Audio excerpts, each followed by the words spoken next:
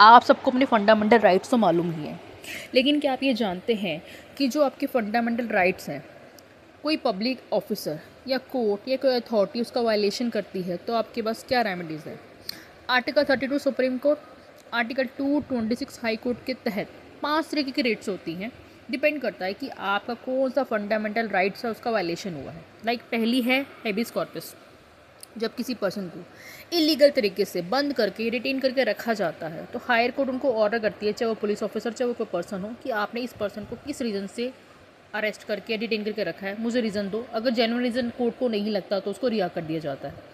दूसरी डेट आती है मेंडामस। अब इसमें क्या होता है, जब कोई पब्लिक ऑफिसर, प्राइवेट ऑफिसर नहीं, पब्लिक ऑफिसर अपना ड्यूटी करने से मना करता है। लाइक आप किसी सरकारी हॉस्पिटल में गए हैं या सरकारी बैंक में गए हैं और आपने उनको कोई काम कहा है ड्यूटी टाइम पे और उन्होंने करने से मना कर दिया, तो आपके पास ये रेमेडी है कि आप रिट फाइल कर सकते हैं उनके खिलाफ। तीसरी आती है प्रोहिबिशन। जब कोई लोअर कोर्ट अपने जुडिशन के बाहर जाके किसी केस को एंटरटेन करता है तो हायर कोर्ट उसको रोक सकता है। चौथी आती है सरशोरी। जब कोई लोअर कोर्ट कोई गलत फैसला देता है किसी केस में तो हायर कोर्ट के पास ये पावर होती है कि वो उस फैसले को वो कैंसिल भी कर सकता है और क्वैश भी कर सकता है। पांचवी रिट आती है कोवरेंटो।